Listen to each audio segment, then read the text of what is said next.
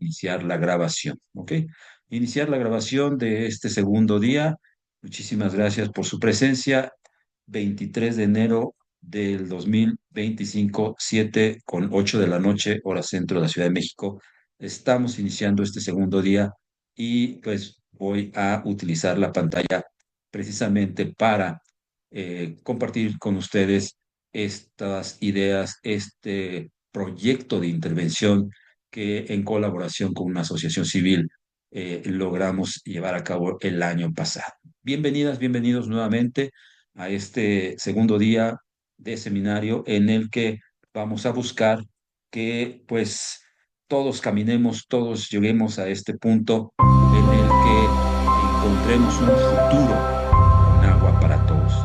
Ese es un compromiso, esa es una meta, ese es un trabajo de todos los días, de todas horas, en todos los niveles. Y como decíamos el día de ayer, a lo mejor puede uno decir, híjole, es que esto también le corresponde al gobierno, esto también le corresponde al municipio, esto también le corresponde a X o Y autoridades. Y yo estoy de acuerdo con ustedes y estoy completamente identificado con esa situación. De hecho, ahorita lo vamos a ver en este segundo día, cómo nosotros a lo largo de varias acciones, de varias estrategias y de varias idas y vueltas, ¿no? Algunas veces con éxito, a veces, otras veces sin éxito, tuvimos tuvimos que acudir con actores importantes, con autoridades, con gente de municipio, con especialistas, en fin, para precisamente identificar de qué manera podíamos, perdón, generar sinergias, generar alianzas, buscar que este trabajo de intervención, por pequeño que sea, por pequeño que pareciera, tiene y puede tener una repercusión importante en la localidad en la que el día de hoy les voy a platicar. ¿Ok? La presentación del día de hoy va a tener tres temas grandes, tres temas importantes. Como les decía el día de ayer, no voy a profundizar mucho en todos ellos, pero sí voy a identificar ya de manera muy puntual algunos de los elementos claves de esos tres temas. Y pues los voy a tratar de ser muy enfático para que ustedes no pierdan la secuencia. Como les decía, vamos a ir de lo general a lo particular y por ahí al final haré a través de un modelo conceptual, de un esquema conceptual, un resumen de esta segunda clase, ¿no? Espero también tener, y de hecho tengo espacios para intervenciones, para comentarios, para dudas, desde luego, y para posibilidades de fortalecer alguna inquietud, alguna idea, ¿no? No se me olvida lo que platicamos el día de ayer. Si alguien también tiene algo que decir de la tarea que por ahí les pedí, ¿no? De identificar qué es y qué significa, qué papel tiene la disciplina llamada andragogía. Bueno, pues si alguien también quiere compartirlo en el chat, ahí está el espacio para que lo coloque, lo ponga, ¿sale? También por ahí en la comunidad ya nos hicieron favor, ¿no? Nuestro gran equipo de apoyo nos hizo favor ya también de colocar pues un documento, una revista de una entidad, de una organización que seguimos muy de cerca acá en la universidad, en la Facultad de Ciencias en especial. Es una asociación importante, de buen nivel, de un trabajo muy, muy destacado. Y tiene una revista que no me recuerdo si cada mes o 2 meses llega a su servidor y pues yo la comparto, justo la estoy compartiendo en este momento, la revista de Aneas y ahí vienen una serie de artículos y también podrían tener acceso a precisamente las publicaciones anteriores, ¿no? Entonces, pues nuevamente, como les decía, muchísimas gracias por su presencia. Yo espero que logremos formar un equipazo de súper sostenibles. Y para eso, pues también yo les dejo precisamente mis generales, mis contactos. Aquí pueden ver esta misma liga, los puede llegar a Facebook, los puede llevar a YouTube. Y bueno, por aquí les dejo también mi número de WhatsApp directo también, ¿no? Y como les decía, muchísimas gracias por sus palabras y sus comentarios. Sin duda, me alegra mucho, estoy muy emocionado de encontrarme con un grupo de ciudadanas y ciudadanos claramente comprometidos con todos los retos ambientales de sus entornos, de cada uno de sus sectores y sin ninguna duda, yo espero y creo que cada uno de ustedes tiene mucho potencial, mucho interés en colaborar y yo esperamos que podamos llevar a cabo estas sinergias de colaboración. Ok, decir que muchas gracias por su presencia y pues el día de hoy, como segundo día de seminario, les voy a platicar a grandes rasgos de cómo logramos llevar a cabo esta interacción con la Asociación Civil SINA, que es un centro de apoyo de gente en quien confiar. Es un grupo dirigido por mujeres, destacadas mujeres muy entusiastas, que incluso el día de mañana por ahí nos van a visitar y las vamos a conocer y nos van a platicar de precisamente de los grandes retos que significa como asociación civil intervenir en un territorio, estar en un espacio en donde hay, sin duda, un montón de retos que atender, ¿no? Pero, bueno, pues dentro de esos grandes retos, yo ayer les decía mi ejemplo, ¿no? Mi referencia, ¿no? Cuando un surfista identifica una gran ola que para uno, para otros, para quizás un no especialista, podía ser un momento de gran crisis y de peligro. Bueno, pues un surfista medianamente experimentado es capaz de identificar esa oportunidad y surfear la ola con éxito, dada su experiencia, dados sus conocimientos, dadas sus habilidades y sus destrezas, ¿no? Entonces, bajo esa misma lógica, esta intervención que hicimos su servidor como parte de la Facultad de Ciencias como universitario, que les presentaba yo ayer, mis generales, bueno, pues en este escenario de promover esas aguas saludables que necesitamos todos y cada uno, esas aguas libres de contaminantes, libres de pesticidas, libres de elementos emergentes y hacerlo con ayuda, con identificación, con colaboración de nuestros ecosistemas. Es lo que hoy en día y en los últimos años se ha venido desarrollando de una manera muy interesante, que es utilizar a la naturaleza, a sus ciclos biogeoquímicos como elementos fundamentales de interacción, de recuperación, de remediación, de restauración y desde luego de prosperidad. ¿Ok? En la medida que tengamos ecosistemas sanos, ecosistemas sostenibles, fuertes, resilientes, resistentes, en esa medida, como sociedad, como país, como planeta, vamos a tener prosperidad. ¿Ok?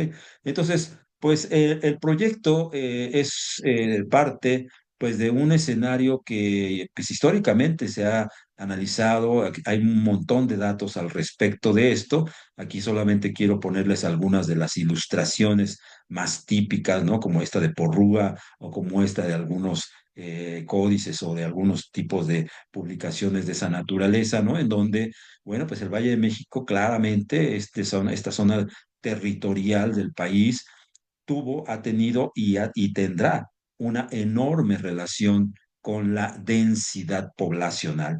Ya desde 1524 había ya una enorme población para ese entonces, e incluso datos por ahí de especialistas al respecto que han analizado las posibles densidades poblacionales de todos estos grupos, pues llamémoslo originarios, nativos, que incluso en esta región de América podrían y parecían estar muy equivalente a lo que en otras regiones del planeta, principalmente en la Europa y en las Asias y en las Áfricas, pues estaban creciendo, ¿no? Entonces, este tema de cómo se colonizan los lagos, de cómo se apropia el espacio, de cómo estas comunidades de manera muy clara, muy respetuosa, muy coherente, interactúan con su territorio, lo hacen suyo a través, por ejemplo, de una ingeniería padrísima, ¿no? Por ahí tenemos una profesora de ingeniería, entonces por ahí también este tema de las chinampas es un tema padrísimo, es un tema fundamental e histórico que nos hace reflexionar la manera en cómo podemos identificar el recurso y saberlo utilizar de manera apropiada, respetuosa, tecnológicamente respetuosa, ¿no? Entonces, este tema de los lagos, bueno, pues es fundamental, es algo que, cuando la mancha urbana estaba pequeñita, bueno, pues ahí el sistema de lagos todavía estaba presente, muy, muy presente, pero conforme fue incrementándose la mancha urbana, ¿no? Como tendencia mundial, ¿no? A nivel mundial, el crecimiento poblacional comenzó a colonizar todos los territorios. Bueno, pues aquí tenemos una secuencia más o menos clara de cómo esta ameba poblacional fue creciendo en los últimos 100, 200, 500, 600 años, ¿no? Y eso, bueno, pues a costa de un territorio que es único. Ya veíamos ayer, ya lo decía yo ayer, vivimos en una sola nave espacial, vivimos en una sola casa, y entonces, pues en esa casa también cultivamos, y en esa casa también ponemos la industria, y en esa casa también ponemos la agricultura, y en esa casa también ponemos la urbanización, las ciudades. Bueno, pues no tenemos otro planeta, ¿no? Entonces es muy importante identificar en qué medida los fenómenos de deterioro van rompiendo, fragmentando, generando daño a nuestros ecosistemas, sobre todo estos ecosistemas, como lo veremos más adelante, muy, muy característicos, muy sensibles, como son las famosas cuencas hidrográficas, cuencas hidrológicas, ¿no? Estos territorios en donde el agua cae en las partes más altas, baja por las pendientes hacia la zona central de la cuenca y se recoge en lo que precisamente son grandes lagos, grandes ríos, grandes cañadas, ¿no? Entonces, pues por desgracia, hemos cambiado mucho de este territorio, nos hemos apropiado de lugares en donde el agua nos recuerda que es su territorio, que es su espacio, su terreno, ¿no? Cuando desafortunadamente, y con todo respeto lo digo, aquellas personas que hemos tenido, hemos sufrido de un tema de inundación, de un tema de desplazamiento de un cerro, de deslave, es porque hemos estado y estamos en un lugar en donde el riesgo es muy alto porque el agua busca su terreno, busca su espacio. Entonces, pues a costa de este tipo de fenómenos, ¿no? De riesgo para la gente, para su infraestructura, para sus casas, pues sin duda, pues es muy, muy preocupante que la gente sufra, tenga pérdidas materiales, tenga pérdidas humanas, tenga pérdidas en su economía por daños asociados pues, en grandes fenómenos climáticos, ¿no? Como por ejemplo tormentas, lluvias, huracanes, deslizamientos, pero pues es porque no hemos ido correctamente, no hemos caminado correctamente con la colonización y la ocupación de estos grandes territorios, ¿no? Estas manchas urbanas que están creciendo de manera muy, muy, muy particular, ¿no? No se diga la Ciudad de México, simplemente en la Ciudad de México tenemos más de 20 millones de personas. Imagínense estos puntos negros en crecimiento, ¿no? Chalco, Tecámac, Zumpango, ¿no? Huehuetoca, en fin, un montón de ciudades que, pues ellos legítimamente, la gente de manera legítima vive en un espacio, en un territorio, tienen una demanda de vivienda, ¿no? Pero pues ahí es en esa interacción entre el uso del territorio y la manera en cómo eso también afecta a fenómenos clave como es la parte hidráulica, ¿no? La parte hídrica de los territorios, los ciclos del agua, bueno, pues eso genera también sus preocupaciones. ¿Ok? Entonces, uno de los primeros temas, del primer tema que vamos a analizar el día de hoy de manera muy, muy, muy rápida y también general, es precisamente los retos y las oportunidades que hay cuando nos introducimos al tema de la ecología urbana. Este es un tema muy bonito, muy apasionante que en los últimos 10, 12 años su servidor ha venido trabajando de manera muy intensa. Lo llevo a cabo en una de las ciudades más importantes de México, de las más importantes en el mundo, que es la zona metropolitana de la Ciudad de México, ¿no? Introducirnos al tema de la ecología urbana en una ciudad como esta es realmente apasionante, muy retador, pero sumamente apasionante, ¿no?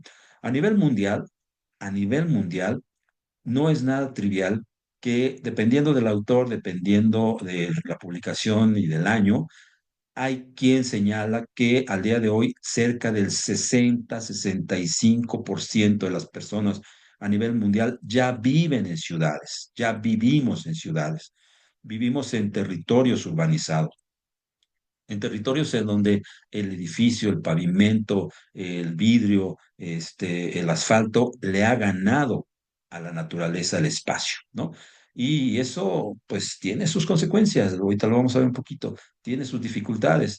Sin embargo, bueno, pues muchos buscamos las ciudades. ¿Por qué? Porque las ciudades son espacios en donde hay oportunidades, espacios en donde sin duda hay trabajo, en donde hay mejores opciones de ir al cine, en donde hay opciones de hospitales, de medicinas, de escuelas, o sea, es un tema que aquí que no es fácil de resolver porque pues las ciudades se han convertido en escenarios clave a nivel planetario, ¿no? La ciudad es un espacio que consume muchísima energía, mucha energía, ¿no? Hay datos en donde se dice perdón, voy a estar tomando un poquito de agüita porque la garganta de repente me está empezando a jugar mal, pero a nivel mundial se dice que si sumáramos todos los territorios que abarcan las ciudades, las grandes ciudades sobre todo a nivel mundial, el porcentaje no sería tan alto, ¿no? El porcentaje en términos de territorio. No recuerdo ahorita la cifra y no quiero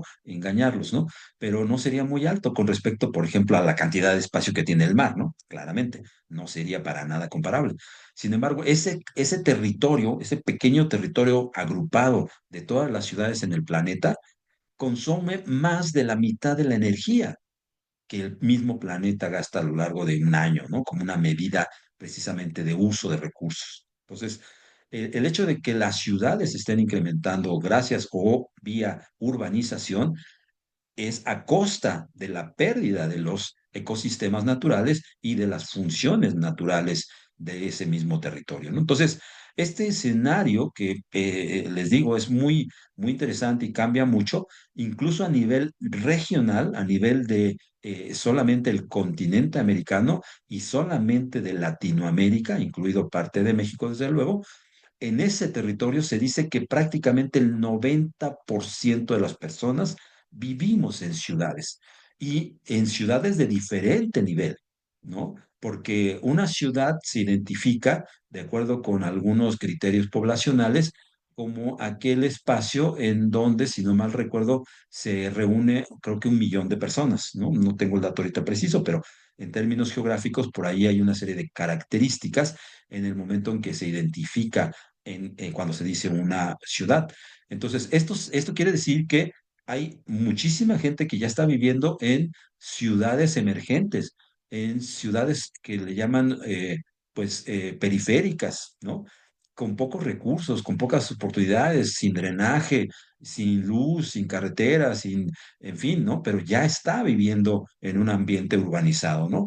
Cerca del 85-90% a nivel Latinoamérica estamos viviendo en esas ciudades, ¿no?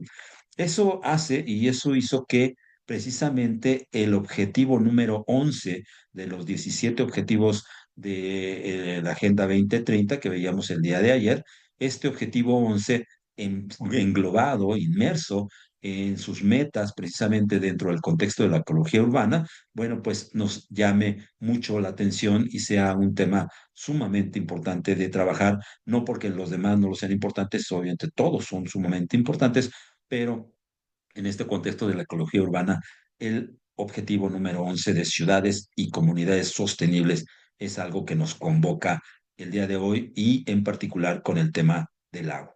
Entonces, bueno, dado que el agua en sí mismo es un fenómeno sumamente bonito, sumamente interesante, tiene un montón de elementos, ¿no? Aquí me gusta mucho compartir cuando doy mis clases este esquema, ¿no? Del Departamento de Estados Unidos, precisamente del Departamento de Geología, ¿no? Geológico de este espacio, no recuerdo si es una escuela o un instituto, perdón, se ve claramente cómo el ciclo del agua tiene un montón de componentes, ¿no? Sus elementos básicos siempre son evapotranspiración o evaporación, ¿no? De un cúmulo de agua como puede ser, pues, nuestros grandes mares, y dada la intervención precisamente de nuestro astro rey, ¿no? De la cantidad de energía que entra a nuestro planeta, este fenómeno, ¿no? De modificación de temperatura y movimiento de las partículas más superficiales del agua, que son las que pueden pasar, digamos, no rápidamente, va a depender mucho de la región y de las otra serie de parámetros, pero va a depender o va a propiciar que partículas relacionadas directamente con el agua se evaporen en el momento simplemente que cambien de su estado líquido a su estado gaseoso, ¿no?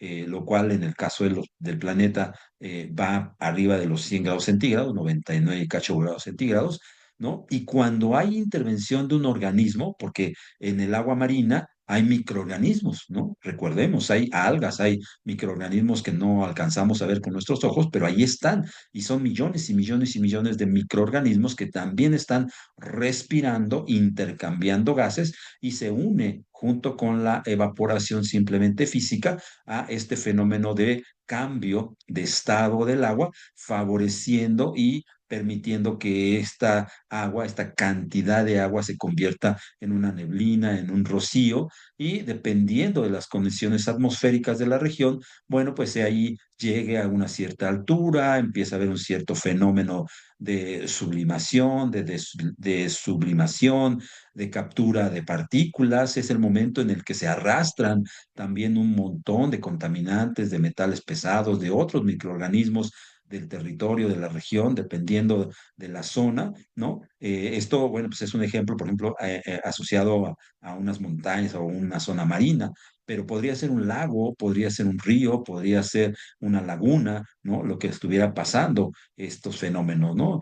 Aquí el ejemplo parte de un escenario de océanos, pero recuerden que esto ocurre a diferentes escalas, ¿no? Hay un ciclo del agua planetario, hay un ciclo del agua, digámoslo así, pues a nivel de continentes, hay un ciclo del agua a nivel de países, hay un ciclo del agua a nivel de cuencas hidrológicas, en fin, a diferentes escalas se presentan los fenómenos, pero los principales son la evaporación o el cambio del estado líquido a gaseoso, el traslado, el movimiento, el arrastre de ese componente atmosférico del agua que pues en contribución con las montañas, con la orografía del terreno, por eso es que las montañas son consideradas las famosas fábricas de agua, ¿no? Es porque, bueno, pues generalmente estos territorios, en estos escenarios, después de pasar la costa o después de pasar ciertos lugares de ríos o de lagos, bueno, pues el agua también no se mantiene permanentemente en la atmósfera, empieza a enfriarse, empieza a tener fenómenos de subidas, de bajadas, de enfriamientos, de arrastres y generar diferentes tipos de precipitaciones e incluso, ¿por qué no?, en algunos fenómenos como el asunto de los granizos, de los hielos, de las nieves, ¿no? Entonces, bueno, pues el agua vuelve a su estado sólido, incluso, perdón, líquido, o incluso puede llegar a un estado sólido directamente por algún tiempo, alguna cantidad de esta, y empezar a generar otra serie de fenómenos muy interesantes como las escorrentías, las cañadas, los ríos permanentes, lo que comúnmente conocemos como arroyos, como manantiales, ¿no? Que son fenómenos que también ocurren no solo en la parte superficial del territorio, sino también de manera muy interesante, muy, muy bonita e incluso muy compleja en la parte subterránea, ¿no? Entonces, estas, a grosso modo, son las etapas fundamentales de este ciclo, de un ciclo esquemático del agua, que como les decía, bueno, pues si todos y cada uno de nosotros identificamos las características de nuestro territorio, las características, lo más relevante del espacio en el que estamos trabajando, podemos ver y podemos identificar en qué medida el ciclo del agua está teniendo, tiene o pudiera llegar a tener dificultades, riesgos, contaminaciones o incluso oportunidades de intervención, como lo vamos a ver precisamente el día de hoy, ¿no? Entonces, si este tema tan amplio como es el ciclo del agua y el ciclo del agua local, el ciclo del agua territorial, lo vamos identificando con un espacio, con un territorio, con un lugar que tiene una necesidad, que tiene pues una serie de consecuencias propias y también pues situaciones emergentes como parte de pues de la necesidad. Por ejemplo, en este caso, Hidalgo, a grosso modo, pues es el paso obligado y en su momento ha sido el paso también sin querer, pues de todas las aguas negras de la Ciudad de México, ¿no? Es el lugar, es el camino de todas las aguas de esta cuenca, que en el origen era algo que estaba cerrado. En el origen, el hecho de que los lagos estaban presentes en el lugar en tiempos geológicos, en tiempos históricos, esos territorios, ese territorio era un lugar cerrado. Es lo que se conocía como una cuenca endorreica, es decir, estaba dentro de un territorio que pues muy difícilmente, digamos, o de manera muy lenta, porque no es que se quedara ahí el agua permanente, ¿no? Sino que sí escurría, sí se filtraba, pero se filtraba de manera muy especial, muy particular, y se quedaba almacenada en la cuenca. Fue con la llegada de los españoles y un poco incluso antes de los españoles ya se ha identificado, se ha estudiado de acuerdo con algunos datos paleontológicos y históricos, que ya nuestros pobladores, nuestros primeros pobladores, ya empezaban a tener una identificación, una necesidad de sacar el agua o de mover el agua de esa cuenca, porque pues en algún instante, en algún momento también ocurrieron grandes inundaciones, ¿no? Con la llegada de los españoles, claramente este sistema endorreico cambió de manera radical porque pues las grandes chinampas, los grandes espacios con agua, los grandes espacios con humedales, con los lagos incluso de naturalezas diferentes, ¿no? Teníamos o tenemos todavía por ahí representados lagos claramente salinos, ¿no? Cortés en su momento cuando llegó al Valle de México identificó un mar interno, ¿no? Este mar asociado a la parte de Texcoco y la parte más de donde las grandes cantidades de sales y de carbonatos hacía que el agua tuviera esa característica casi marina, ¿no? No era tan alta, pero era muy diferente del agua salada, perdón, del agua dulce, que a diferencia de esa agua dulce estaba más asociada hacia la parte, por ejemplo, de Xochimilco, de Tláhuac, ¿no? Entonces, el hecho de que se necesitaba ya cambiar la hidráulica de un territorio como ese, ¿no? Pues obligó a sacar esa agua precisamente a través de canales forzados, de aperturas, ¿no? De los grandes huecos que se le hicieron al sistema. Y pues no voy a profundizar en esto, pero en sí mismo es toda una historia, toda una serie de fenómenos, toda una serie de cuestiones hidráulicas, ingenieriles, de obra civil, que hoy en día pues se pueden resumir en lo que se conoce como los drenajes profundos, ¿no? Y desde luego pues los programas de manejo y liberación de aguas negras de la Ciudad de México. Entonces, esas aguas en su paso hacia el Golfo de México transcurren por parte de territorios en el estado de Hidalgo, ¿no? Y otras partes del Estado de México y por ahí unas partecitas hacia Veracruz, ¿no? Pero, como les decía hace rato, bueno, pues además de esa enorme cantidad de agua residual que venía de la Ciudad de México en crecimiento, bueno, regiones propias, regiones de cada territorio, como en el caso de Tulancingo y de otros municipios cercanos, ya tenían también sus propias dinámicas, sus propias necesidades, sus propios ciclos hidrológicos y por lo tanto también sus requerimientos de manejo hídrico, ¿no? Entonces, precisamente otro de los territorios en el que logramos y pudimos hacer esta intervención fue precisamente en el municipio de Cuautepec de Hinojosa, ¿no?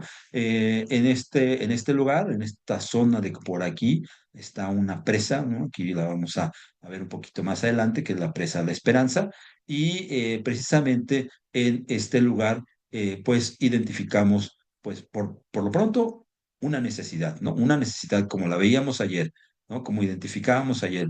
Es muy importante tener claro la necesidad, la problemática, caracterizarla lo mejor posible, hacer un diagnóstico lo más correcto posible, pues desde la geomorfología, desde el tipo de suelo, desde pues el asunto del tipo de vegetación, el tipo de uso de suelo, cuestiones de riesgo, cuestiones de agricultura, en fin, todo lo que se pueda ayudar a tener un conocimiento lo más claro posible de tu territorio, de tu espacio, para que pueda uno intervenir, ¿no?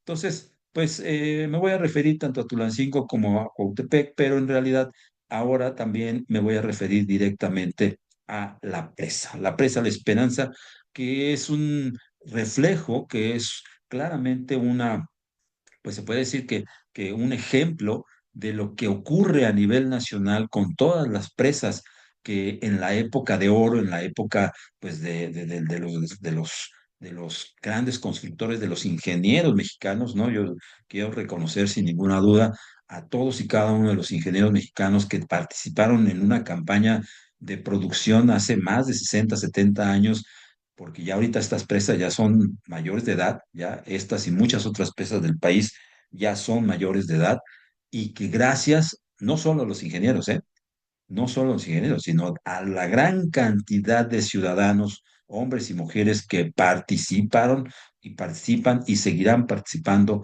en las obras de ingeniería civil de este país, ¿no?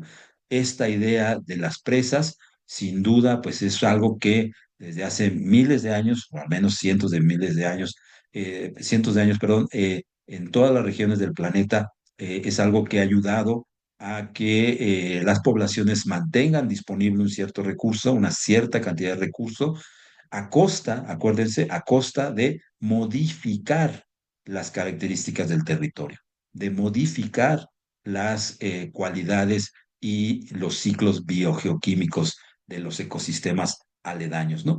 Porque el hecho de que nosotros concentremos, gracias a que se construya una compuerta, a que se construya un retén, a que se identifique que ahí hay un escurrimiento única y exclusivamente conformado por la morfología del terreno, ¿no? Eso significa que aguas abajo ya hay otra geomorfología, ya hay una modificación, ya hay una afectación, ya no es el escurrimiento natural que debería de tener un río o un riachuelo o un manantial subterráneo, ¿no?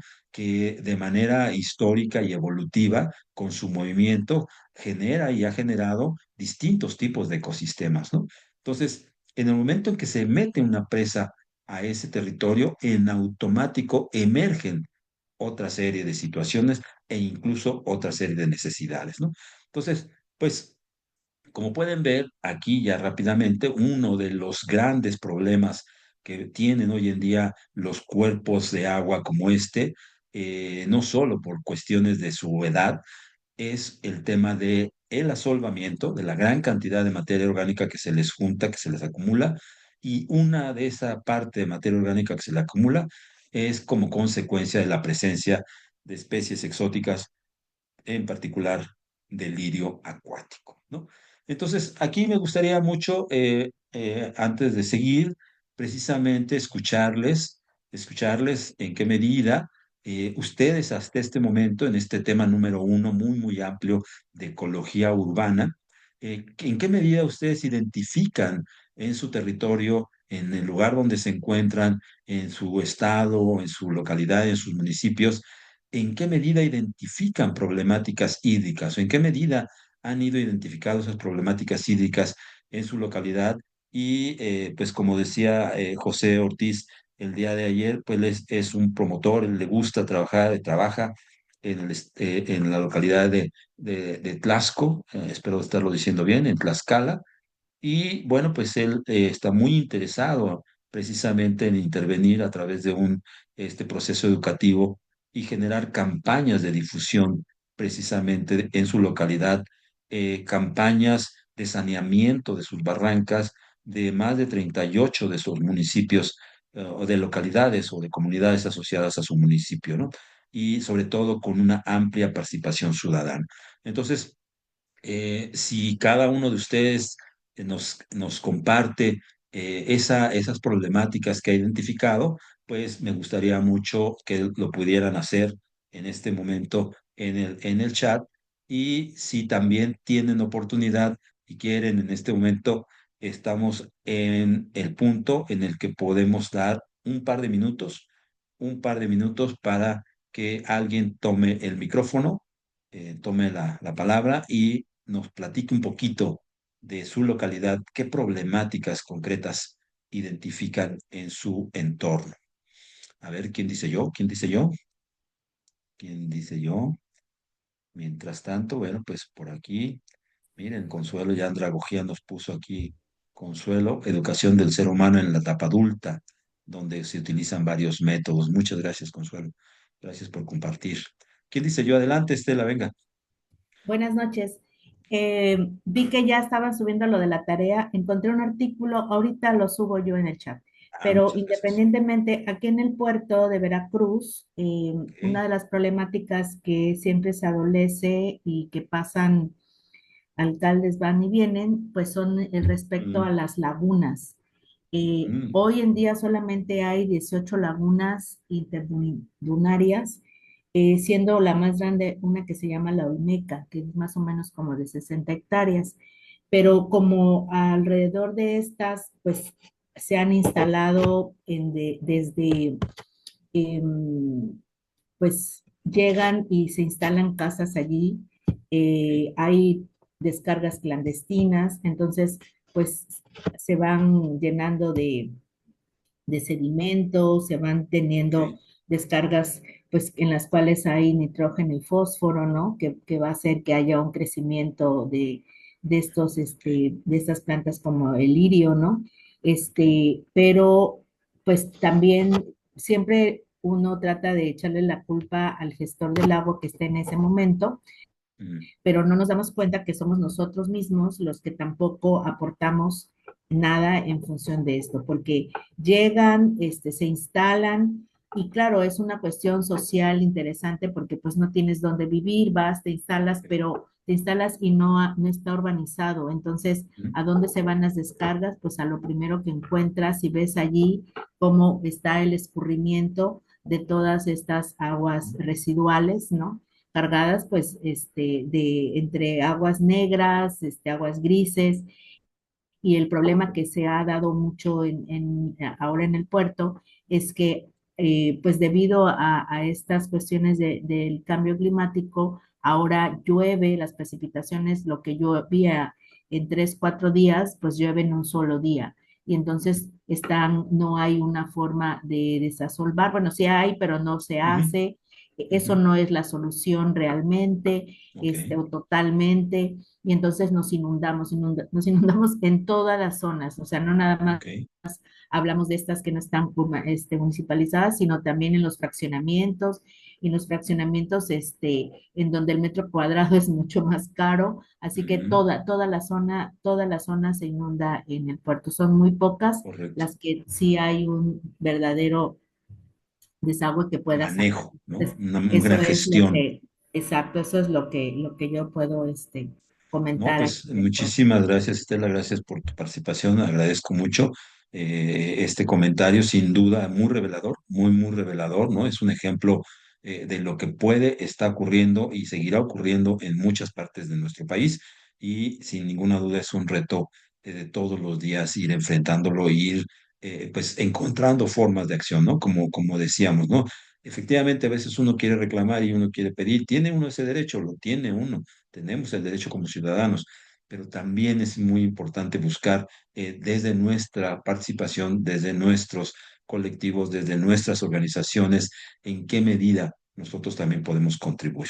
Pues muchísimas gracias, Estela, y pues todos y cada uno de los que nos acompañan el día de hoy, muchísimas gracias por estar aquí.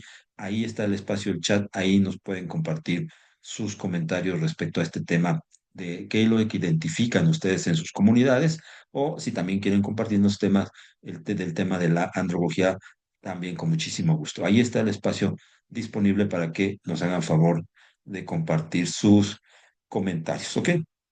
Pues si me lo permiten, voy a seguir para también optimizar el asunto del tiempo y que no se nos vaya a ir por ahí. Y pues vamos a continuar, ¿ok?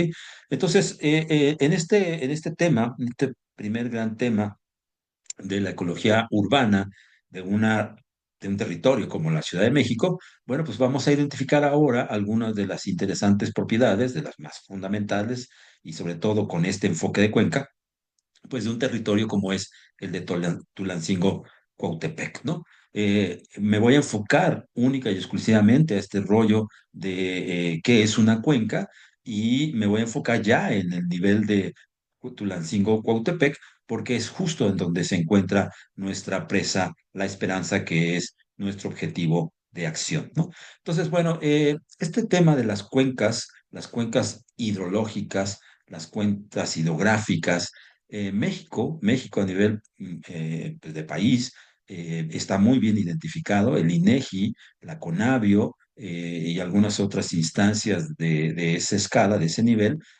tienen muy bien mapeado todos y cada uno de los grandes territorios en donde, pues por naturaleza se genera este fenómeno de la cazuela, ¿no? Llamémosle también así. Una cuenca es una gran cazuela, un territorio en donde pues las pendientes convergen, ¿no? Tienen la cara en la misma orientación o en orientaciones diferentes, pero con la tendencia hacia la zona de un territorio de colecta y bueno, pues hay quien dice, ¿no? Hay matemáticos, hay profesionales que saben y dicen que hasta pueden identificar si una gota se va para un lado o para el otro lado de la cuenca, ¿no? Yo no lo dudo, yo sé que hay especialistas sumamente comprometidos con su trabajo, perdón, pero también es cierto que, bueno, pues a otras escalas y en otras unidades territoriales, pues no es tan simple ni tan sencillo identificar si una gota se va para un lado o para otro. Lo cierto es que, bueno, pues todo es toda la cantidad de agua que se junta en una cara, en una ladera, en un espacio en donde hay una convergencia de ese territorio hacia una zona de colecta, ¿no? Hacia una zona de tendencia a reunirse únicamente por la pendiente, o más dicho, por la pendiente, por la heterogeneidad. Y acuérdense, pues también a la hora de que el agua va fluyendo, va escurriendo, pues también se infiltra, ¿no? También se está infiltrando. Entonces, este tema de la cuenca es un espacio definido, un territorio rodeado por montañas, en donde hay un punto de convergencia, ¿no? Es una unidad natural, es algo bien bonito también, es una definición, digamos, lo natural, geológica, geográfica, divisoria en algunos casos, y, ¿por qué no?, una unidad de manejo, ¿no? Al día de hoy no hay no hay tantos proyectos, sí existen, pero no hay tantos proyectos de remediación o de restauración o de recuperación ambiental a esta escala de cuencas, ¿no? Porque ahora también hay que decirlo, hay lo que se conoce como macrocuencas, mesocuencas y microcuencas, ¿no? Que no es otra cosa que hoyos grandototes, hoyos medianos y hoyos más pequeñitos, ¿no? Cuencas más pequeñitas, ¿no? Entonces, en esa lógica de territorios, pues nos podemos imaginar la cantidad tan diversa de macro, meso y microcuencas que tenemos en todo el país, en todos los lugares, en todos los territorios, e incluso podemos imaginarnos zonas como Guerrero, Oaxaca, que son pues prácticamente las ve uno desde arriba y dices, bueno, pues aquí donde empieza y donde termina la cuenca, ¿no? O sea, está increíblemente tan heterogéneo el terreno por las zonas montañosas que pues prácticamente cada metro cuadrado tiene su microcuenca, ¿no? Digo, estoy exagerando, pero es un fenómeno muy bonito. En algunos otros territorios, en algunas otras partes del país, podemos hablar de zonas un poquito más aplanadas, de un poquito lo que se conoce como los valles, e incluso como las zonas ya de recolección, de humedales, en fin, ¿no? Nuevamente este fenómeno de cuenca hidrológica nos lleva o nos hace recordar que estamos en un planeta muy dinámico, que el territorio es sumamente dinámico y que dentro de ese dinamismo está, obviamente, pues lo que decía ahorita Estela, ¿no? El crecimiento poblacional, la demanda legítima de vivienda, pues a veces la urbanización forzada, la urbanización provocada por cuestiones políticas, por cuestiones de género, o sea, hay un montón de detonadores, ¿no? Asociados al territorio. Y bueno, pues una cuenca la mayor parte de las veces también nos define algunas regiones que son muy interesantes de conocer, de saber en dónde está, porque teniendo claro también cuál es esa naturaleza dinámica de la cuenca, podemos establecer objetivos de acción en un territorio, pero que no necesariamente se hagan aquí, ¿no? Lo decía Estela hace un ratito, no necesariamente a lo mejor esa es la solución, ¿no? No, a lo mejor la cuestión de la inundación no necesariamente pasa por ejemplo, el tema de que se están rellenando por decir algo, ¿no? Las coladeras de basura. Bueno, pues a lo mejor ya ahí reducir el asunto de los residuos, manejarlos correctamente y evitar que las coladeras o los drenajes o los flujos de agua no se taponen, pues ya es en sí mismo puntualmente una buena acción. Pero muchas veces la intervención de un proyecto, sobre todo asociado a un recurso tan dinámico como es el agua, tiene que ser pensado desde un enfoque de cuenca y desde un enfoque sistémico. Muchas de las veces, muchas de las veces, el hecho de estar trabajando en esta parte alta de la cuenca o en esta parte media de la cuenca, simplemente con programas de reforestación, simplemente con programas de retención de suelo, con programas de reducción de la erosión, con programas de infiltración, en fin, trabajar en estos territorios puede resolver muchísimos de los problemas que tenemos cuenca abajo o en las zonas de transición, ¿no? Entonces, es cierto, a veces, bueno, pues trabajar en una montaña, en un bosque, con grandes programas de reforestación, no es trivial, no es sencillo, ¿no? Hoy en día se habla mucho, México ha tenido siempre una enorme tradición de reforestación, pero por desgracia también hemos caído en el error de utilizar especies exóticas. No valoramos nuestras especies nativas, no tenemos un programa nacional de producción de plantas de especies nativas. Yo les puedo asegurar que más del 90% de los viveros a nivel de todo el país producen muchísima planta, pero la mayor parte de ella es exótica, es de otro lado o con otros fines, ¿no? De ornato, en fin, pero poco se trabaja con el tema de las especies nativas, ¿no? Yo respeto mucho y trabajo mucho y he trabajado con ingenieros y con biólogos y con colectivos de manejo de bosque, de manejo forestal, ¿no? En Guerrero, Oaxaca, en Michoacán, y sin duda ellos tienen muy claro su labor y su trabajo con sus bosques nativos, y lo respeto y de verdad lo aplaudo muchísimo.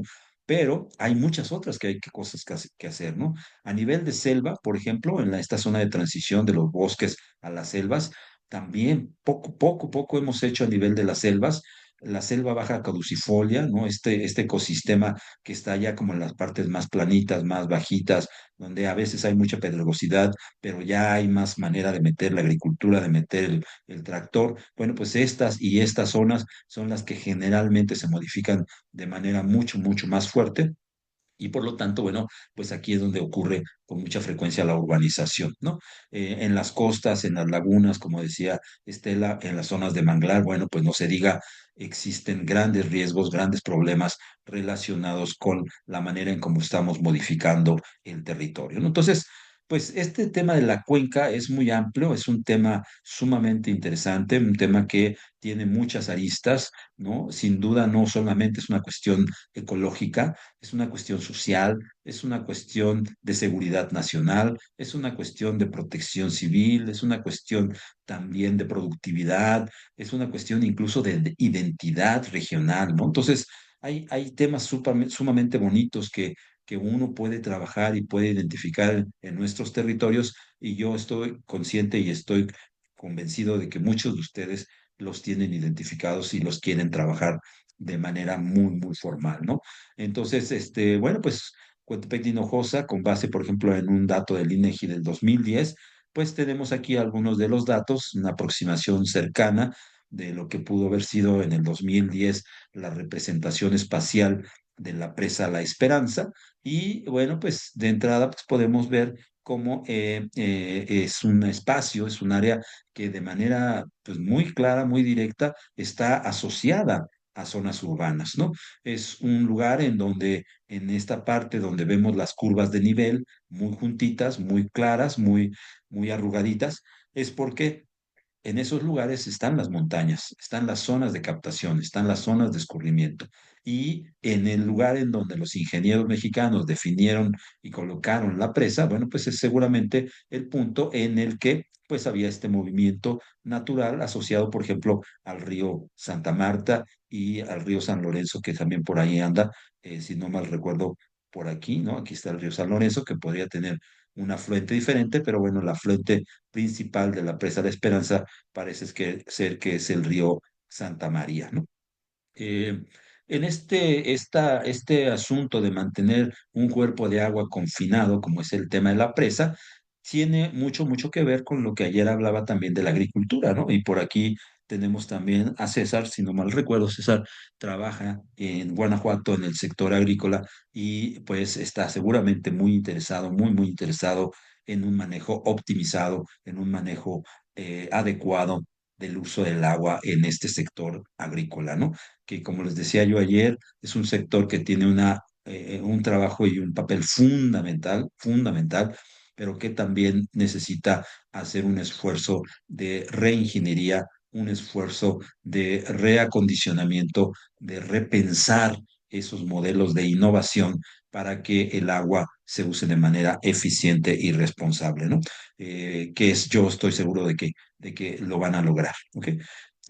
Pues en este territorio, precisamente con base en un catálogo, en un atlas municipal, podemos identificar algunas tablas que a lo mejor no creo si se ven todas, pero podemos identificar, por ejemplo, algunos de los fenómenos geológicos más importantes de la región, como los sismos, el vulcanismo, los deslizamientos, los derrumbes, los flujos, los hundimientos, la erosión, ¿no? En este catálogo, aquí dice que es los cuadernos de Atlas de Riesgo en este caso de este territorio, ¿no? Son datos geográficos. Bueno, yo estoy seguro que cada localidad, en cada territorio en el que ustedes se encuentren, hay un atlas de riesgo por ahí que pueden identificar, que pueden encontrar y que les puede servir mucho para conocer cuáles pueden ser los factores de deterioro natural o natural humano, ¿no? Como por ejemplo algunos datos meteorológicos, ¿no? Hidrometeorológicos, como por ejemplo la frecuencia de ciclones, las frecuencias de ondas tropicales, las frecuencias de tormentas eléctricas, de sequías, las temperaturas extremas máximas, los vientos, la dirección, los fenómenos de inundación, en fin, en la medida que cada uno de nosotros conozcamos y tengamos más claro en nuestro territorio, en nuestro espacio, características claves, características fundamentales del territorio, ¿no? Como por ejemplo el nombre de las cuencas, el nombre de las subcuencas, que también es otro concepto que se usa mucho, que son fundamentales para establecer medidas de intervención, medidas de restauración, de recuperación, ¿no? En este territorio, a grandes rasgos, en la zona de Tulancingo, de Cuautepec y de otras regiones cercanas aledañas, tanto al sur como al norte, bueno, pues dos grandes ríos, como les decía, San Lorenzo y Santa María, son de los que más han generado y han sido modificados y han sido claramente afectados pues, por la urbanización, ¿no? Sin embargo, bueno, pues hay gente que se acuerda de niño ir al río, ir y encontrar una corriente de agua cristalina y de estar en la sombra y de hacer un picnic, de jugar y de tener ese primer contacto con el agua. Es maravilloso, muy interesante. Hoy en día todavía en México hay lugares de esta naturaleza y son padrísimos, ¿no? Pero por desgracia, más del 70% de nuestros ríos, de nuestros arroyos, tienen enormes dificultades de supervivencia. Están en niveles críticos, en niveles verdaderamente alarmantes y de requerimiento de manejo muy, pero muy intenso, ¿no? Este simple tema de recordar lo que la gente tenía, ¿no? Digo, no es un simple tema, es un tema bien bonito, una identificación de una necesidad. ¿En qué medida podemos recuperar la memoria colectiva de un territorio a través de sus personas, a través de las entrevistas adecuadas, metodológicamente bien diseñadas, con base en estándares, con base en metodologías precisas, con base a análisis detallados, ¿no? De este tema de las encuestas o de los talleres participativos, recordar, hacer un anecdotario de lo que había antes, de lo que vivía uno antes y de lo que hay el día de hoy, ¿no?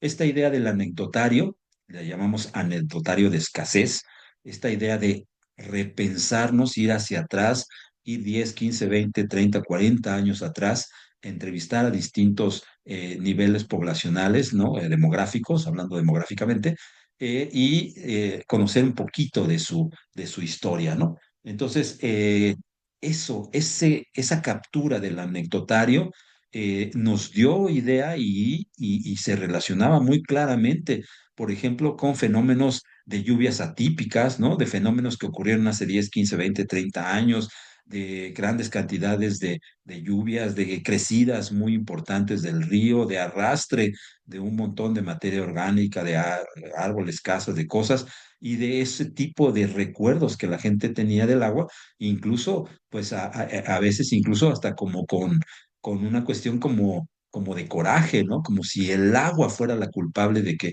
se llevó mi casa, se llevó mi tierra, se llevó mi familia, ¿no? Y bueno, pues con todito del derecho lo dicen, ¿no? Y lo reflexionan, pero hay quien recuerda los momentos del picnic y de la natación y del baño y de ese momento agradable del agua, ¿no?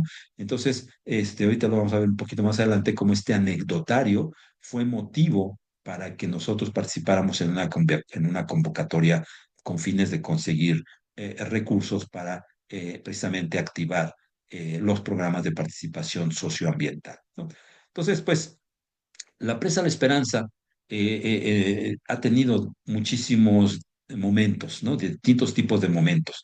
Y como muchos de las presas del estado de Hidalgo en particular y de la región en general, más bien dicho, perdón, en general del estado y en particular de la región, bueno, cada presa en su momento ha tenido pues algún apoyo, algunos momentos de limpieza, por ahí se ha logrado dejar limpio del lirio, por ahí se ha buscado mantenerla sana, mantenerla libre de contaminantes.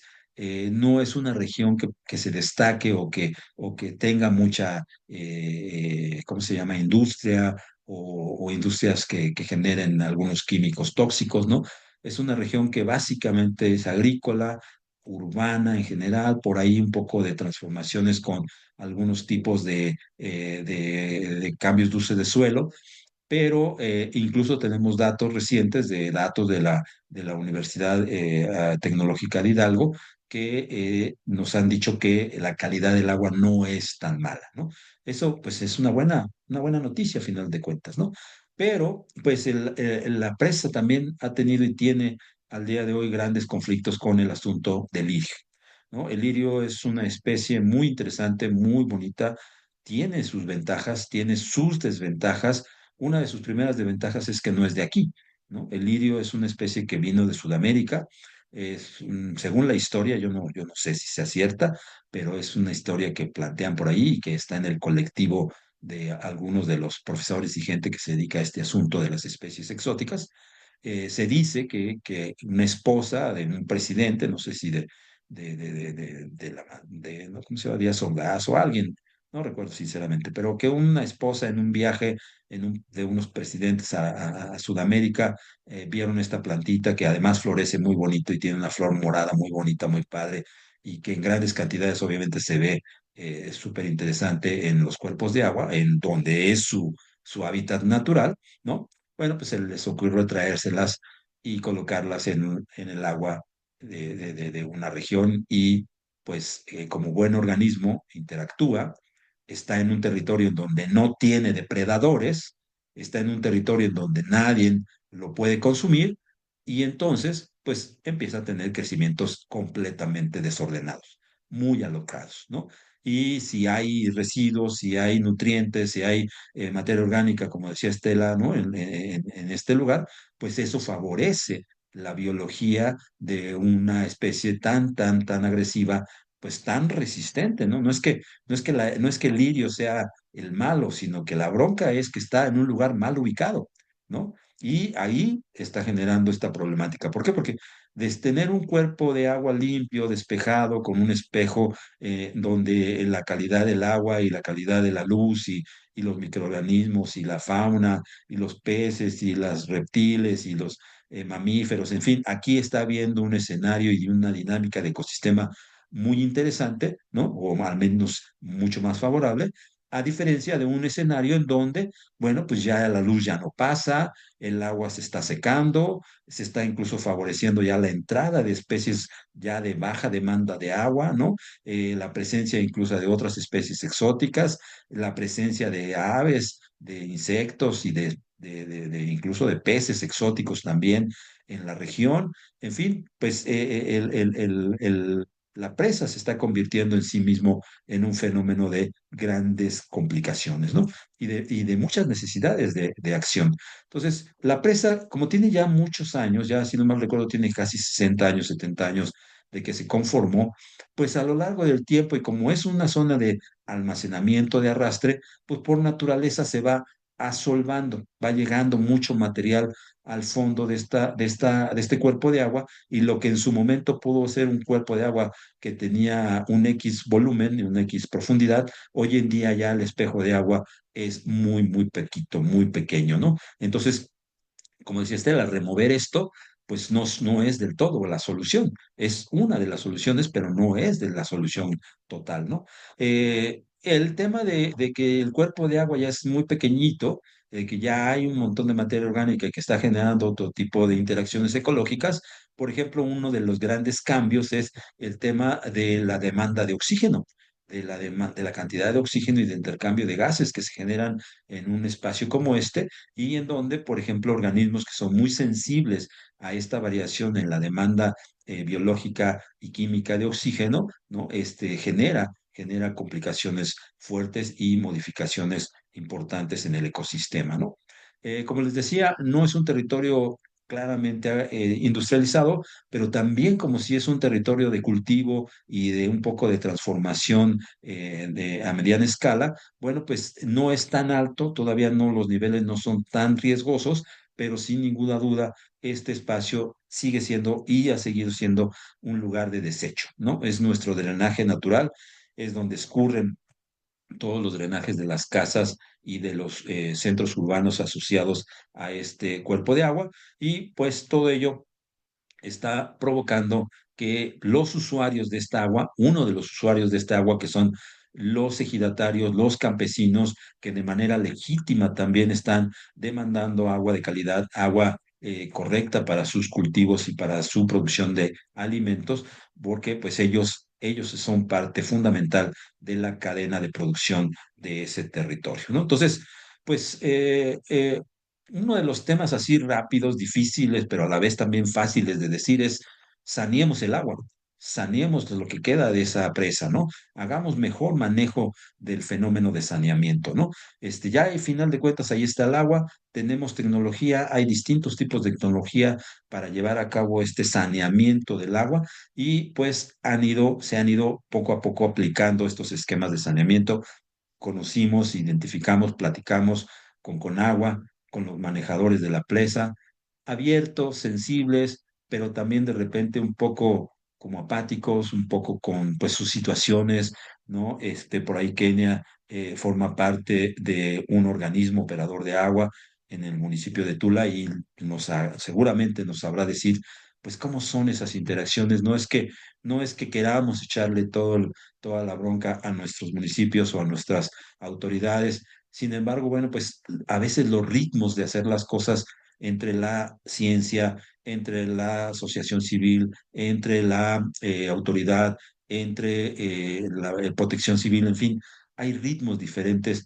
No es que a veces no se quieran hacer las cosas, sino que se dificultan más bien en encontrar los resultados, ¿no? Pero la idea, por ejemplo, en este caso de la presa, era y es y ha seguido siendo encontrar modelos correctos, adecuados de saneamiento, y que el recurso y los recursos que tiene la presa no los veamos como un problema, sino como una oportunidad.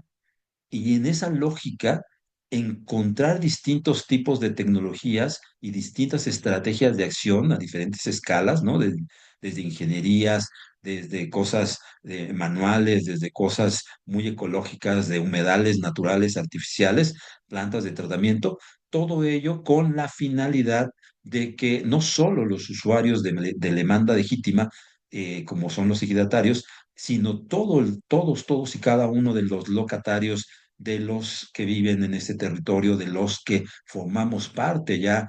Pues yo me identifiqué mucho con este territorio, y me parece fundamental seguir colaborando con la asociación civil, con las mujeres de este lugar, porque sin ninguna duda hay muchas oportunidades de colaboración y de interacción, ¿no? Hay muchos aprendizajes, hay muchas cosas que incluso todos y cada uno tenemos que aprender, ¿no? Yo al día de hoy, como les digo, pues yo desde mi posición como académico, desde mi posición como doctor en ciencias, yo no permito nunca dejar de aprender.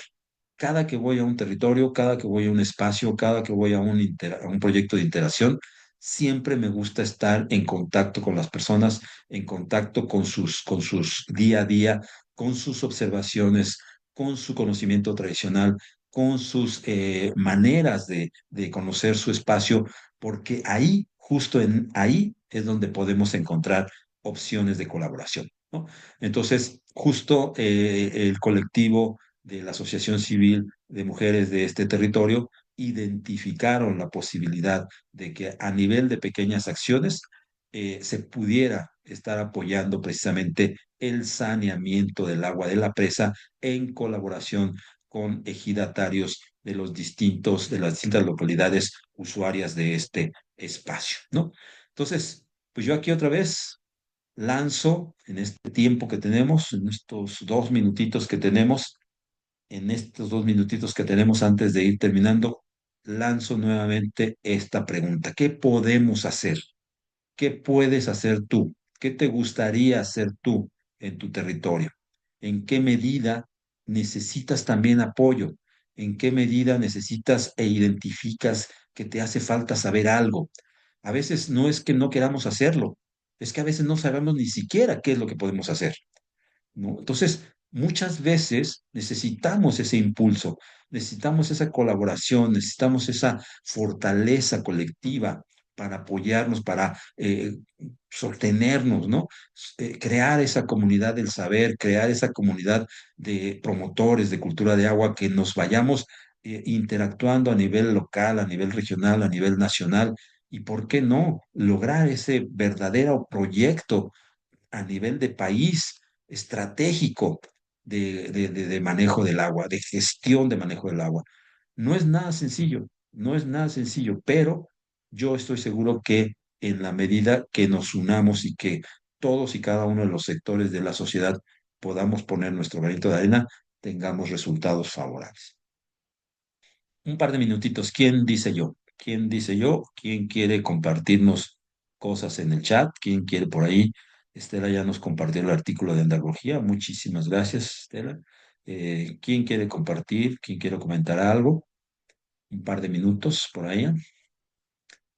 A ver, alguien más por ahí. Estela abrió su cámara, pero Estela, a ver si nos apoya alguien más. Si no, ahorita te doy la palabra si quieres participar. Ok, muchas gracias.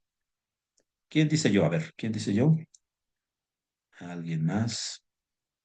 Nadie, nadie.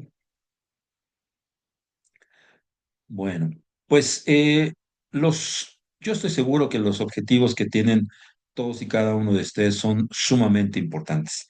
Y en su momento, ojalá nos lo hagan favor de compartir y de dar a conocer, porque todo eso, como les digo, nos va a ayudar, nos ayuda a generar esa comunidad del saber. ¿Ok? Entonces, bueno, pues si me lo permiten, voy a terminar de compartir la presentación para ir cerrando en tiempo y forma nuestro segundo día. ¿Ok? Muchísimas gracias, gracias por su presencia, gracias por su tiempo y pues me gustaría ir cerrando el día de hoy las ideas, ¿no? Me voy a ir un poquito, pues no rápido, pero sí ya estamos prácticamente cerca del tiempo y voy precisamente con la propuesta. Es una propuesta, esto es algo que podemos plasmar a nivel de un dibujo, a nivel de un esquema, a nivel de una serie de trazos, ¿no? Esto está en el contexto, por ejemplo, de la arquitectura del paisaje, de la ecología del paisaje, de la ecología regenerativa, de la ecología de transformación o de recuperación. Entonces, la propuesta que en su momento las mujeres de la asociación civil y su servidor y otros grupos de trabajo que tuvimos que irnos identificando, fuimos al municipio. A veces no es fácil, si cabe saber qué es lo que necesitamos llevar, no es fácil redactar una carta, no es fácil identificar cómo podemos hacer una carta colaborativa, no es a veces claro tener la manera en cómo podemos incluso denunciar, ¿no? Porque pues en ocasiones simplemente el tema de que uno vea que hay ahí un contaminante, que hay un drenaje, que hay alguien que está arrojando un flujo, un residuo, bueno, pues uno como ciudadano, a través de los esquemas adecuados de la PAO, de la Profepa, existen herramientas e instrumentos que sin necesidad de dar nuestro nombre, guardando toda digamos, lo que se conoce como seguridad de datos y todo, uno puede hacer denuncias ciudadanas, ¿no? ¿Cómo las haces? ¿Cómo las llevas a cabo? ¿De qué tamaño es la denuncia? ¿Cómo estableces un esquema de riesgo? ¿Cómo diseñas una propuesta de intervención? ¿De qué tamaño tiene que ser? ¿Cómo diseñas los objetivos? ¿No? ¿Cómo puedes hacer que los objetivos sean claros, precisos, en tiempo, en espacio, en acción? ¿No? ¿Qué es lo que quieres intervenir? ¿A qué nivel quieres intervenir? Entonces, bajo esa lógica, esta parte de propuesta integral de un ecoparque perimetral alrededor de algunos espacios y territorios de la presa La Esperanza, a la cual por ahí le hemos llamado de manera muy romántica Aquavida, el parque experimental o perimetral Aquavida, ¿no? Con base en la unión e interacción de módulos experimentales, ¿no? Todo esto, o bueno, buena parte de esto, se enfocó precisamente en utilizar ese gran recurso que está en la presa, que es el lirio, ¿no? Y del lirio se ha publicado muchas cosas, muchas cosas, ¿no? Digo, aquí en la Ciudad de México, en Xochimilco, es uno de los laboratorios más importantes en donde se ha trabajado con el lirio, ¿no? Y el lirio es un elemento bonito, es un elemento sumamente práctico. Tiene una buena cantidad de pros y de contras, pero se pueden utilizar, ¿no? Es un modelo que es una especie que se puede utilizar, por ejemplo, en modelos de bioremediación, de manejo de retención. El lirio, por su naturaleza, es un bicho que captura, que filtra, que se queda con metales, que se queda con algunos elementos. Entonces, es un biofiltro natural, es un buen atrapador de metales pesados, ¿no? Es un elemento que también se puede aprovechar, no es fácil, pero también se puede aprovechar, por ejemplo, como para materia orgánica, como para fibra, como para construir aglomerados, ¿no? Sé que por ahí se han hecho también pastas de dientes y, en fin, se le ha inventado y se le ha hecho un montón de cosas al lirio. Busquen, identifiquen, hay un montón de artículos publicados sobre el uso del lirio a nivel mundial, ¿no?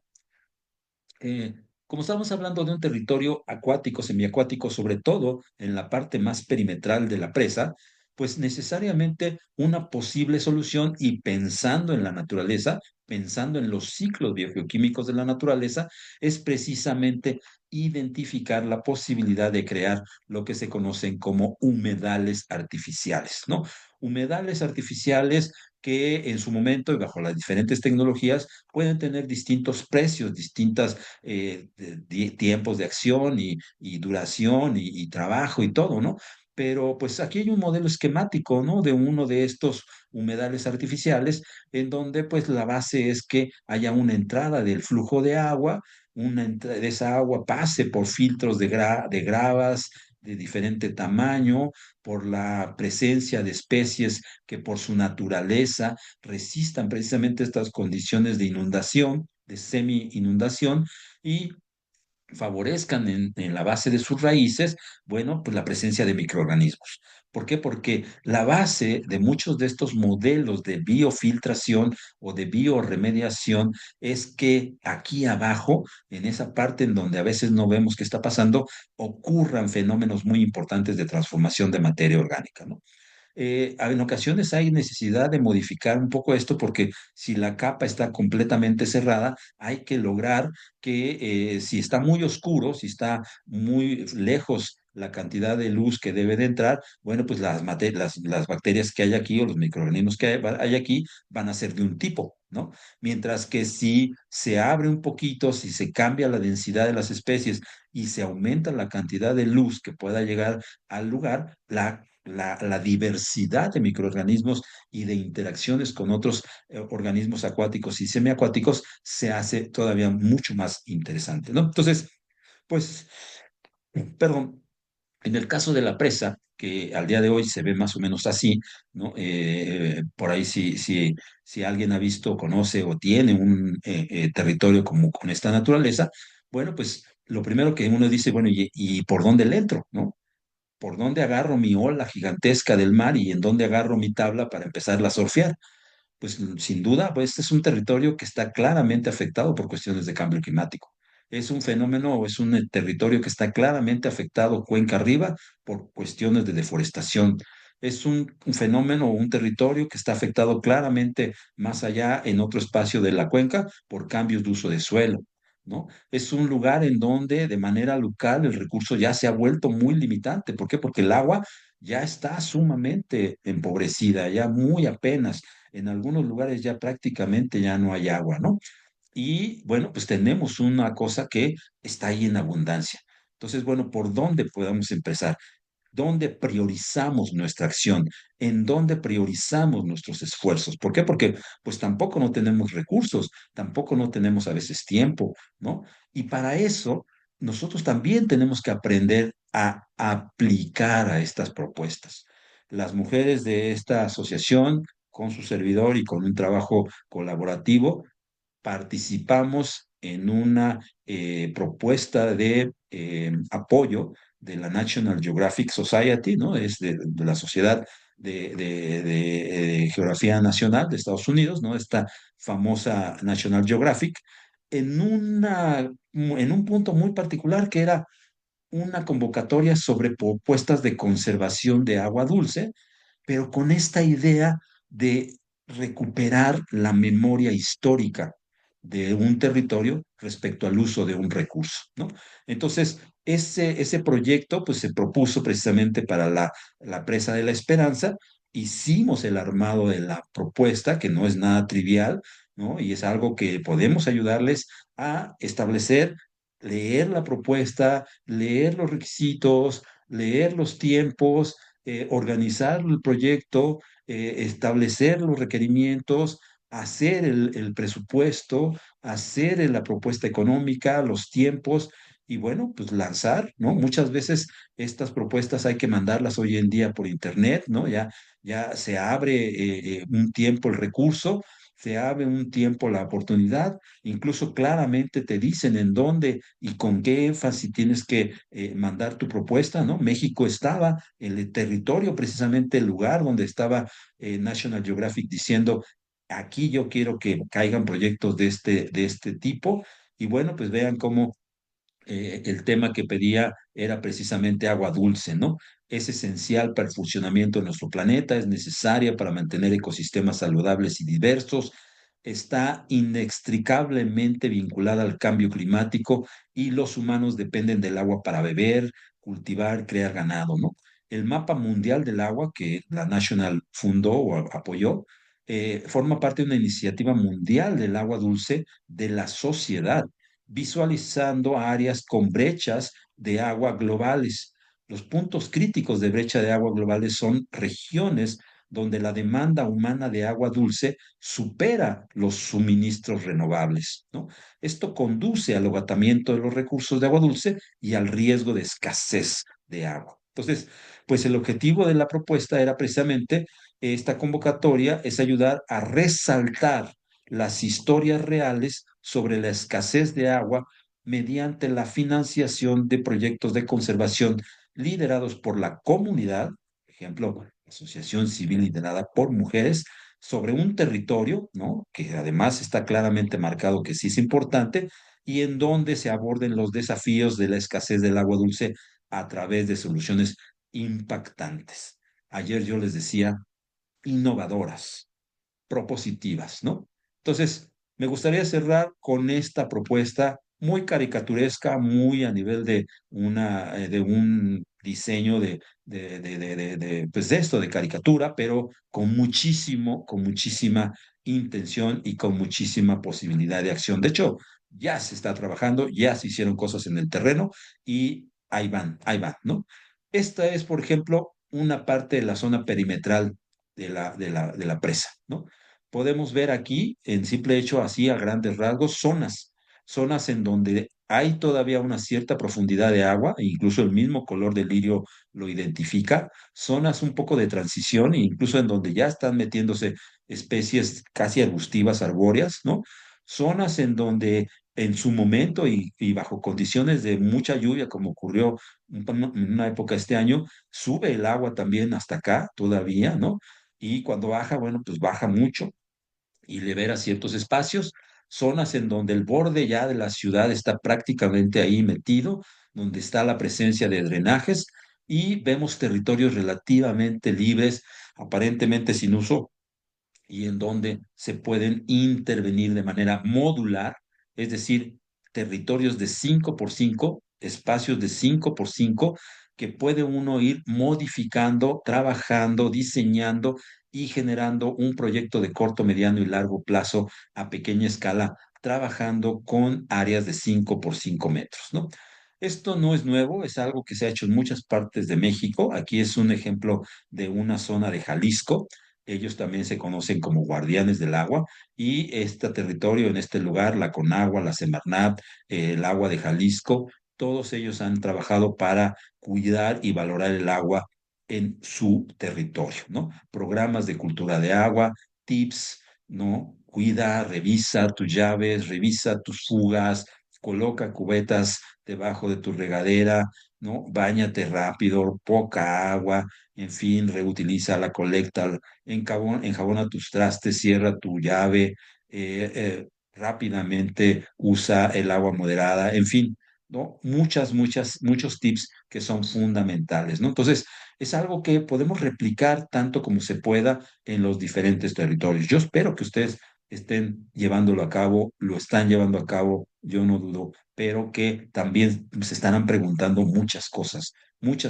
¿Qué puedo hacer? ¿Cómo puedo mover el suelo? ¿Cómo puedo llevar las especies? ¿Cómo puedo integrarlas? ¿Cómo las puedo agrupar? Uno de los módulos en los que estamos trabajando es precisamente en esos cuadrados de 5 por 5 identificar cuáles son las especies nativas, ¿no? Esto es muy esquemático, no necesariamente aquí hay especies nativas, es un esquema, pero podemos identificar, por ejemplo, con estas figuras distintas, cómo podemos hacer lo que conocemos como una plantación modular, una plantación con diferentes características de plantitas, ¿no? Bulbosas, con ramas, con raíces profundas, con raíces intermedias, con raíces chiquitas, en fin, que puedan combinarse de tal manera que el módulo de vegetación también se integre a un módulo de composta, ¿no? En donde ya hoy en día en módulos de 1 metro por 1 metro se ha estado sacando cierta cantidad de lirio, se está colocando en estos módulos de composta y se está mejorando ese suelo que, pues ustedes vieron en la fotografía, pues es un suelo bastante rocoso, muy empobrecido, con poca materia orgánica y en donde, bueno, pues se puede en un momento dado generar precisamente un proceso de mejoramiento, ¿no? Y los módulos son muy sencillos, muy rústicos, ¿no? Porque en su momento también se pensó que utilizar esa gran cantidad de materia orgánica y convertirla, por ejemplo, a través de un biodigestor y producir biogás. Se puede, pero ¿cuánto cuesta y cuánto necesitamos hacerlo? La Universidad de Guadalajara en el 2020 intentó un programa de producción de biogás precisamente con lirio acuático, ¿no? Entonces, en interacción con industrias como por ejemplo que producen gallinaza o que producen residuos asociados a rastros o a el cultivo de ganado ovino y porcino, ¿no? Entonces, pues proyectos hay, ¿no?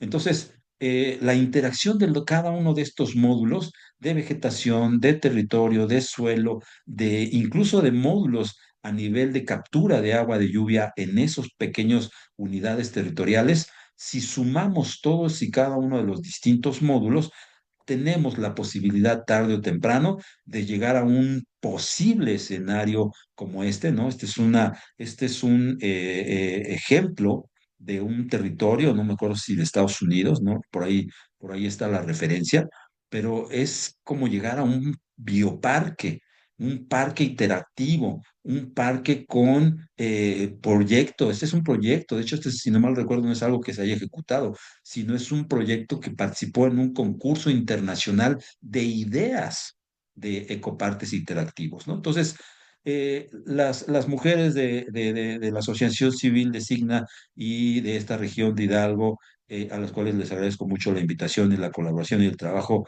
del año pasado, pues es algo que es fundamental continuar, seguir aprendiendo, seguir trabajando y sin ninguna duda, pues es algo que nos compete a todos y cada uno de nosotros en nuestros distintos territorios. Obviamente va a depender mucho de que así lo queramos, ¿no? No es obligación, todos y cada uno de nosotros podemos y queremos participar en estos proyectos. Desde aquí, desde su servidor, les estamos haciendo esta invitación para que se conviertan en promotores de cultura del lago. ¿Ok? ¿Cuál es tu propuesta? ¿Qué es lo que tú podrías hacer en tu entorno, en tu trabajo, en tu sector, en tu colonia, en tu edificio? Nos gustaría mucho conocer en qué medida tienes esa oportunidad y esa oportunidad de acción. Para cerrar, y rápidamente ya estamos prácticamente en el tiempo, me estoy pasando por unos minutos, me gustaría mucho en este esquema, la grabación se va a quedar por ahí para que lo puedan revisar con más calma. Esta es la conclusión del día de hoy. Del día de hoy, lo que estoy proponiendo es que a través de una comunidad colaborativa, de una comunidad de trabajo, de una comunidad de gestión, de una comunidad de comunicación, ensamblemos diferentes piezas, no son las únicas, pero aquí estoy poniendo unas piezas fundamentales como el reconocimiento del territorio, la identificación de las necesidades, los niveles de intervención y la innovación que podamos promover en ese espacio para que a través de la conjugación de nuestros saberes, de nuestros haceres, de la manera en cómo lo vamos a llevar a cabo y de la manera en cómo podemos convivir con nuestros vecinos, con nuestros colegas, con nuestros pues, personas que están ahí, ¿no? Que tienen y toman decisiones, lo hagamos de una manera colaborativa, ¿no? Entonces, pues para mí ha sido un placer, de verdad ha sido un placer nuevamente estar con ustedes. Me da muchísimo gusto verlos vistos nuevamente el día de hoy. Y pues hasta aquí me gustaría dejar el día de hoy la presentación, decirles que pues ha sido un gusto estar nuevamente con ustedes. Ahí se va a quedar la grabación. Les vamos a hacer llegar las ligas para que las vean con calma, la analicen con calma y están los medios de comunicación abiertos para cualquier duda y para cualquier atención. ¿Ok? Entonces, bueno, pues ya prácticamente me pasé 5 minutitos, una disculpa, pero si alguien quiere en este momento tomar la palabra con un par de minutos, pues lo podemos hacer. Y si no, pues ahí está el chat también para que nos puedan, pues dar una opinión, ¿no? Yo, doctor ¿Quién dice yo? A Pedro, ver, Kenia, dígame, adelante. sí, agradezco mucho, primeramente, servidora Kenia Islas. Gracias, Kenia. Pues yo agradezco mucho esta participación que todo este conocimiento que usted nos está otorgando. Y pues sí, realmente soy emproblemada, porque estoy en una zona precisamente que ya por lo que comentó nuestra presidenta, ya viene y de hecho ya estamos trabajando en un proyecto de economía circular que incluye el saneamiento del río Tula. No sé en cuánto tiempo lo podamos ver, pero es un reto muy grande para, en este caso, mi área que es cultura del agua. Es un reto grandísimo y es claro que una sola persona no lo puede hacer, no puede trabajar en colaboración, no puede impactar como realmente se necesita impactar a toda la población. Entonces, pues sí, tenemos que hacer sinergias, tengo que buscar personas, dependencias, asociaciones que quieran o que busquen el mismo objetivo, que en este caso es la cultura del agua, el cuidado del agua. Si bien es cierto si bien es cierto, perdón, el gobierno federal, estatal y municipal está haciendo lo propio, sin embargo, en cuanto a la sociedad, que es mi parte que yo tengo que impactar, es bien importante todo lo que se viene con respecto al cuidado del agua. Por ejemplo, si ya se está trabajando en este proyecto de saneamiento, la Comisión del Agua de Tula está haciendo un proyecto para generar un colector, megacolector para todos los drenajes municipales, llevarlos a ese enorme colector y de ahí trasladarlos a una planta de tratamiento de aguas residuales que está en otra comunidad. Es la comunidad de Aguas Negras, frente a la termoeléctrica que tenemos aquí en Tula. Entonces, ya estamos trabajando en ello, en ese proyecto, pero ahora es cómo impactar a la gente y decirles, por ejemplo, que los aceites, las grasas, no solamente lo que se genera en los domicilios, sino en los centros comerciales, que se tienen que poner trampas de grasas, no vertir las grasas ni los aceites ni solventes al sistema de drenaje, porque pues ya va a haber un sistema de saneamiento municipal. Entonces, es un reto bien grande, muy, muy grande, y me queda claro que sola no se puede. Entonces, me voy a dar a la tarea de buscar a las personas, pues a nivel federal, estatal y municipal, para que en coordinación y en sinergia podamos con este reto de fomentar el cuidado del agua y del medio ambiente en nuestro pequeño o lugar en donde nos tocó vivir, ¿no? En esta Correcto, pues parte en donde muchísimas, hay que muchísimas sensibilizar. gracias, Kenia. Muchísimas gracias por su participación, muy, muy Gracias. detallada, muy amplia, muy concreta, muy clara, porque sí, sin duda es algo que tenemos que trabajar desde cada lugar, ¿no? No es nada sencillo generalizar, pero sí es importante buscar que cada lugar tenga sus propios espacios, ¿no? Jesús Israel, gracias, gracias por tus palabras, muy interesante. Consuelo, gracias también por tus palabras por aquí en el chat. Y bueno, por ahí Patricia Gómez tiene la mano levantada. Adelante, Patricia Gómez, dígame.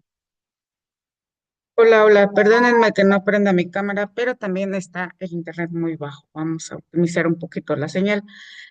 Yo, Kenia, directamente en el lago Río de Tula, le quiero preguntar algo. ¿Qué tan Sí, cierto dígame. es que hace algunos años, no sé cuánto, porque yo como asociación civil apenas me llegó ese chisme, dicen por ahí, ¿no? Esa noticia. En años Información. anteriores, cuando el río estaba ya muy saturado de lirio, supe que vinieron personas de China y el lirio lo estaban extrayendo y estaban haciendo artesanías. Y les estaban pagando la hoja de lirio a 1 peso, me dijeron, ¿verdad? No sé qué tan real sea.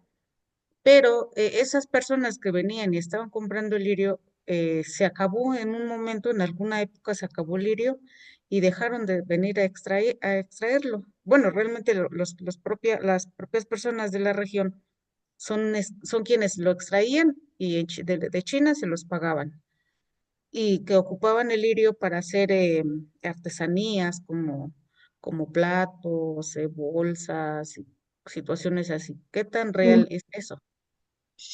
La verdad, desconozco completamente. He estado en algunas reuniones con Semarnat de Hidalgo y hay una oficina aquí en el municipio de Tula y tengo entendido que en el 2015, 2016 estuvieron en coordinación con una empresa española y estuvieron sacando gran parte del lirio, pero desde ahí no se ha hecho eh, ninguna otra acción para abatir el lirio.